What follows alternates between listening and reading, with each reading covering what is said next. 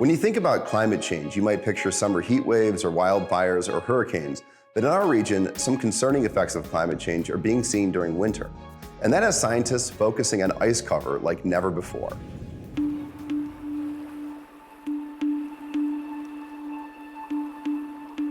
The Great Lakes were born of ice. Carved by an ice sheet a mile thick, they filled with water when the climate warmed, and the ice retreated around 20,000 years ago. The current shape of the lakes emerged around 3,000 years ago, and the ice has been part of the yearly cycle of the lakes ever since. Our best data on Great Lakes ice cover only goes back to 1973, not quite 50 years.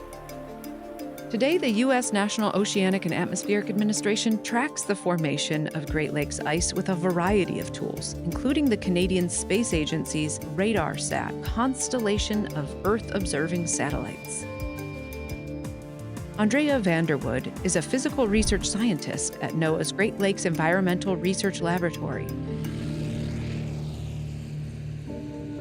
I provide synthetic aperture radar imagery, which is imagery that looks at different types of ice on the Great Lakes. And it's called an active sensor, and it's up in space, pointing down at the Great Lakes, measuring the surface roughness of the ice on the Great Lakes. Why is the satellite measuring surface roughness? Surface roughness can tell us the different types of ice on the Great Lakes. We provide this really cool map of ice type classification, and it looks at 5 different types of ice on the Great Lakes. The 5 types classify ice according to thickness and to the threat each type poses to boats on the lakes, especially commercial ships. Some of the coolest types of ice are pancake ice, which many people have seen on the Great Lakes recently. That looks just like how you would think it would look, like a big pancake.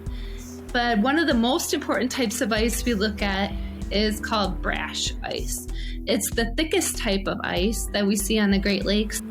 50 years is nothing in the lifetime of the Great Lakes, but 5 decades of ice cover observation do reveal a clear trend.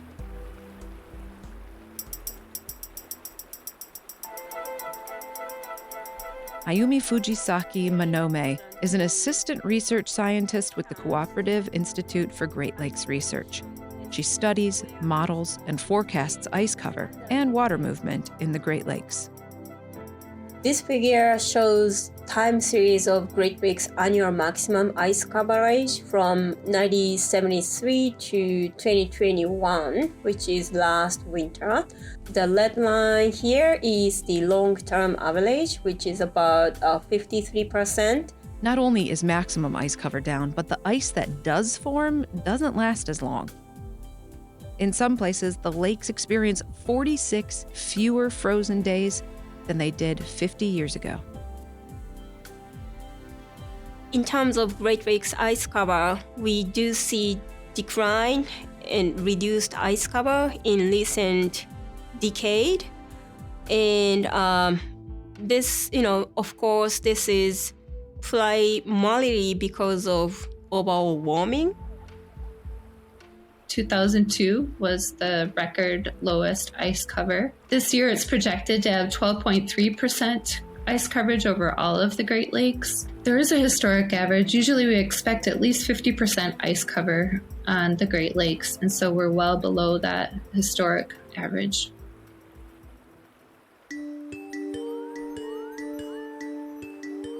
The problem is we don't understand what this decline means for the Great Lakes because most of our research has been conducted during warmer weather.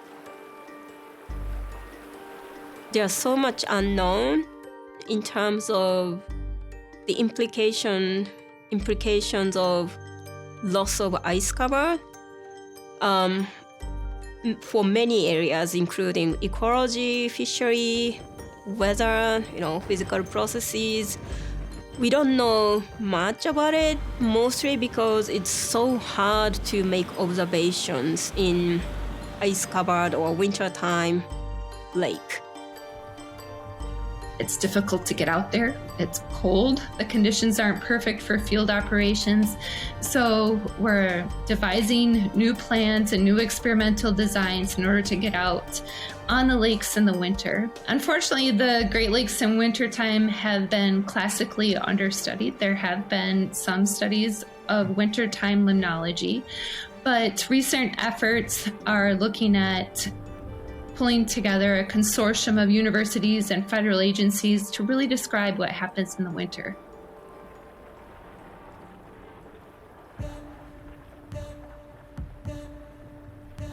Now the race is on to understand the role of winter in the life of the Great Lakes, even as global climate change alters that role. Steve Ruberg leads the Observing Systems and Advanced Technology Group at the Great Lakes Environmental Research Laboratory. Part of his job is developing ways to gather important data, even in wintry conditions.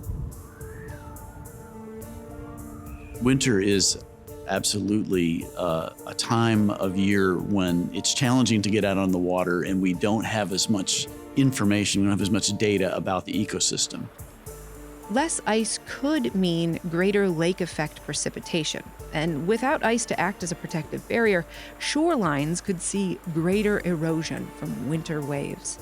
But many of our most pressing questions aren't about the physics of the lakes. They're about their biology. Yes, we absolutely should be concerned about the trends. There are certain fish species that reproduce under the ice. They need that ice cover to sort of protect their egg-laying activities and things like that. What's happening with the phytoplankton? What's happening with the zooplankton? What is happening with invasive species like quagga mussels and things like that? So we just really have a dearth of information about all of those ecosystem activities that are happening out there, and we'd like to fill those gaps. But winter conditions on the Great Lakes make things challenging or even impossible, even for large commercial ships. Research vessels, even NOAA's 80-foot Laurentian, shown here tied up in Muskegon, Michigan, aren't up to the task. Right now, our research vessel that's in the water, but we really can't get out of the channel because the channel is filled with ice and it would do damage to the boat to get out. No one has an ice-hardened hull that they can actually get out there and break ice and continue to do research.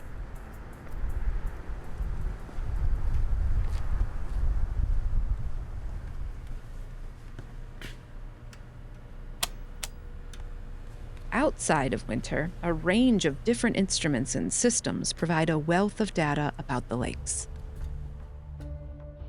These buoys are part of what we call our real-time coastal observation network. Some of that data we use to understand what's happening sort of with the life cycle of invasive mussels, what's happening in that bottom area. We're also getting observations of waves, currents, and things like that that are useful for helping us understand what's happening with the ecosystem. But as useful as these buoys are in spring, summer, and fall, they just aren't made for winter. So they're limited, can't be out there all winter long, because even if they're not surrounded by ice, waves and that sort of thing will build ice up on them, and then they just would tip over and get destroyed. Of course, scientific research can be done in hostile and dangerous environments.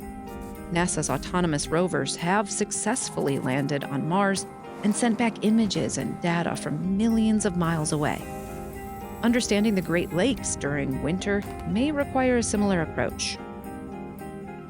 What we would like to do is deploy autonomous systems that can measure ice thickness, because a sensor that's deployed in one location just gives you observations about that one location.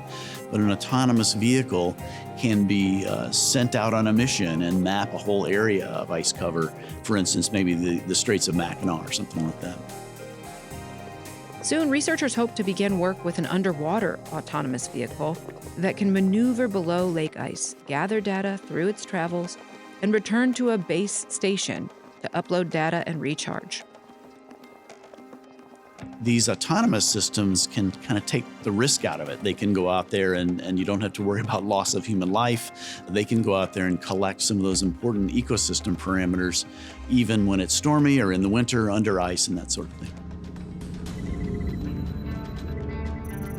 It could be a big step toward filling the gaps in our knowledge of the Great Lakes and a crucial development in forecasting and adapting to the changes affecting the Great Lakes and our region. The trend of declining ice really concerns me. Of course, that's one of the many changes we are seeing all over the world, I would say. And there are many extreme events happening, drought and hurricanes, tornadoes. Who knows, if we seeing continuous change in Great Lakes ice cover, that might trigger kind of hazardous weather over the region, which we don't have a very good projection for now. So that does concerns me a lot.